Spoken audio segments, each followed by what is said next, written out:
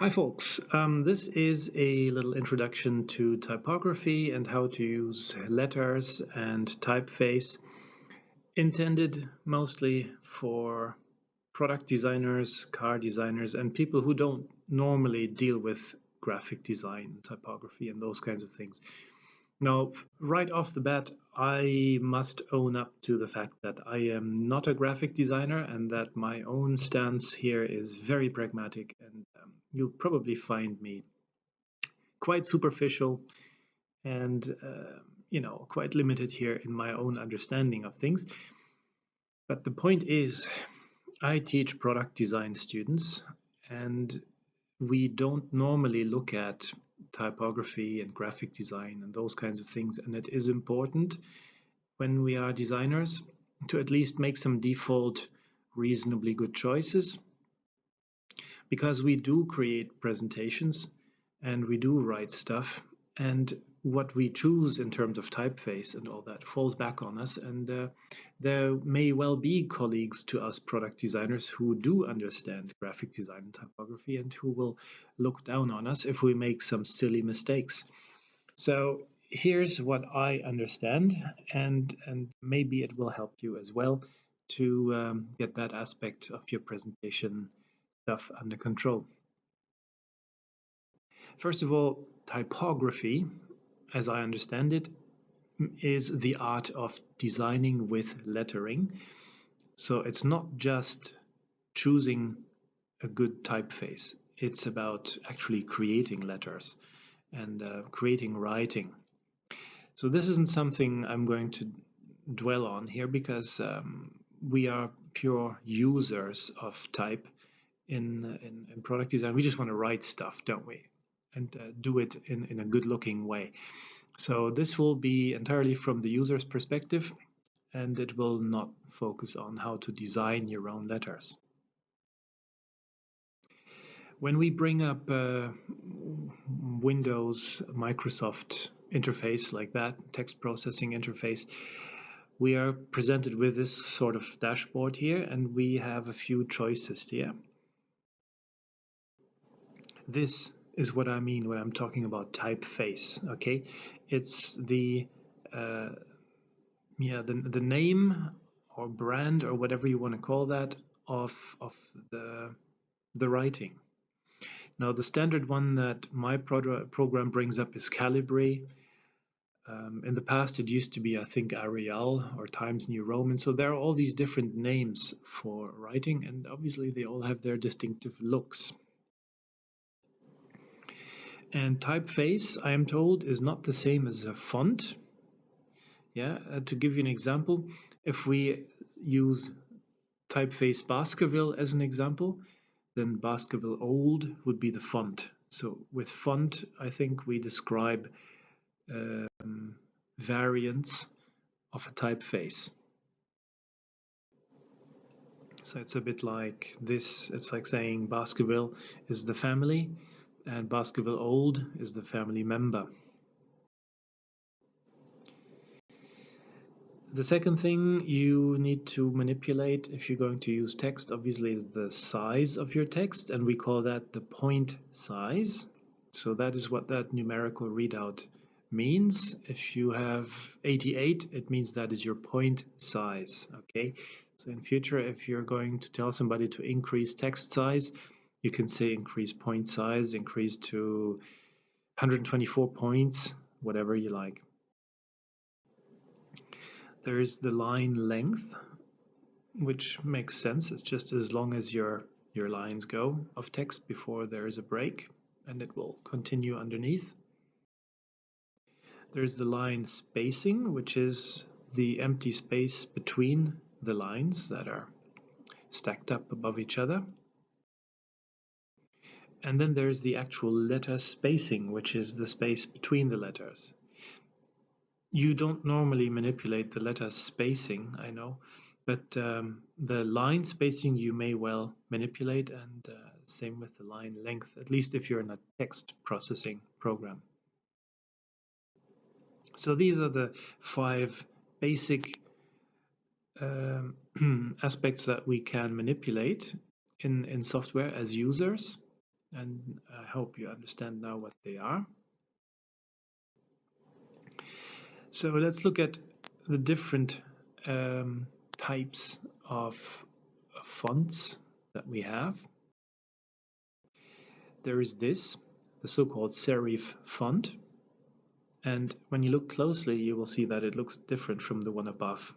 And the difference is that the serif font has all these little protrusions jutting off it, and that is what constitutes a serif font.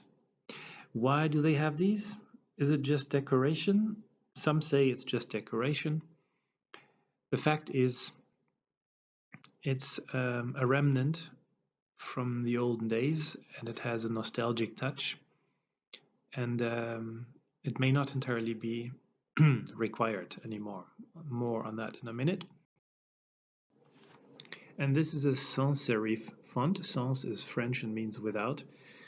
So it just means this is a type of writing or lettering that doesn't have the little protrusions jutting off. Okay, so this is sans serif, and if you want my opinion and that of most of my colleagues, we would agree that in a product design content, you'll want to normally go for that. If you do have to write something academically, you might be writing a dissertation, you might be writing an essay, and you'll find that these two are very frequently specified by journals and publishers and conference organizers as the typefaces to use when you are writing a paper. And I think if you want to please your tutors at university, you might as well choose one of these, Times New Roman or Cambria. They read really well. They're easy on the eye. If you're going through a lot of text, it will actually make a difference, and you'll want to put up as little resistance as possible so as not to annoy your readers, right? But other than that, there's absolutely no reason why a product or transportation designer should ever in their lives use a serif font. I tend to say to my students, if I catch somebody with serif font, I'm going to throw them personally to the crocodiles. Okay, so don't touch it. We designers don't do serif. There is a connotation that you can create a mood with your font, and you do. Who knows how it works? Somebody might, I don't. But here's what it looks like. These are all sans serif fonts. Oopsie, with 2 exceptions. Kartika and Levenim are not sans serif, but whatever, you're looking at all these different ones. If your eye is untrained, you might say, oh, they're all the same. But no, look again, they aren't. They have very distinct characters, as in personalities, they seem to give you very different vibes when you're looking at them, don't they? And that's just as well, because that was the idea of Microsoft PowerPoint, to create something that is innocuous, works for everybody in most contents and contexts, and can be offered as a standard choice of Microsoft. How about this one then? The event. Feels formal, doesn't it? Feels like a newspaper. This is Times New Roman. And that is exactly where it came from. It was a newspaper font. So when you're writing like that, you're saying newspapers, you're saying headlines, you're saying serious, unimpassioned, neutral, right? How about this? The event. Ta-da! Ballerina. I think this font is called Broadway. And this is what they would have been using in, I think, the 1950s and 60s in the US on Broadway to announce musicals and shows and, catch people's attention when they're driving by in big Cadillacs to come and see the show tonight. The event. This is Baskerville. Baskerville, I think, is an interesting font because studies seem to point at the fact, or well, studies say it is a fact, that Baskerville is the most trustworthy and credible of all fonts. So if you desperately need to be believed by somebody, you better write this in Baskerville. Yeah, like for example, if you're writing to the police a statement that you really, really didn't park in that spot, you write it in Baskerville. They're more likely or most likely to believe you of all the different font types. How about this? Yippee! Event! Lucky Luke. So there is a Wild West connotation here with this. You see the style of the writing, right? I mean, these are all quite over the top. These are exaggerated. I'm using non-subtle examples here, just to drive home the point of how different these fonts are and what you're saying by using them, even if you're not putting a cowboy next to them. How about this? The event. Now here's King Arthur, giving you a bit of a historical touch. The event. 1950s Tea Party. Curls, this one is called. The event. I don't even know what this one is called, but it's something scary. And it looks like it, doesn't it? It looks like it's written in blood. The event. Very automotive, very motorcycle, very easy rider. The event. This is what you have in your wedding invitations, right? So, how did all this happen? This is how I understand it. In the 16th century, Mr. Gutenberg came up with a pretty good way of printing stuff. First one ever. And this is what his prints looked like. Pretty clean, really, when you look at these.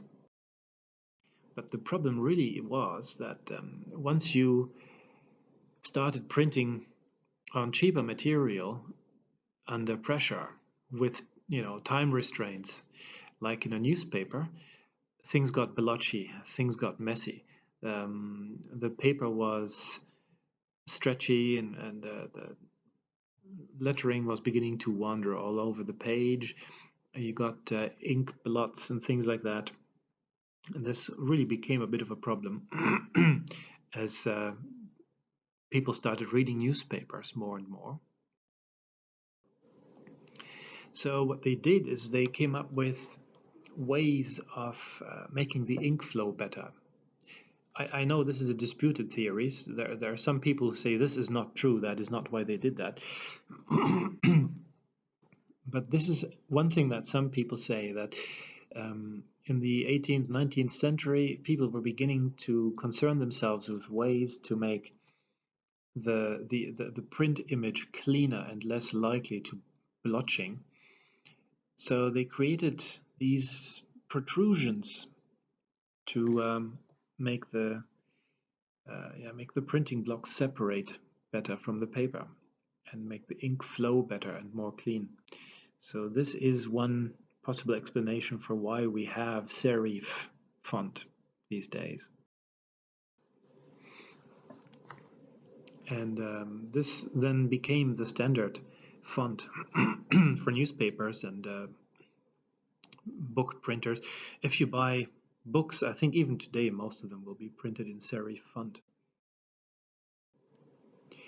But then inkjet and laser printing came around, and they were much cleaner, and you no longer had that problem with the ink going everywhere.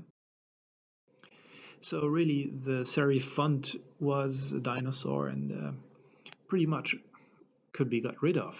So we haven't really needed serif font since probably the late 80s, mid 90s.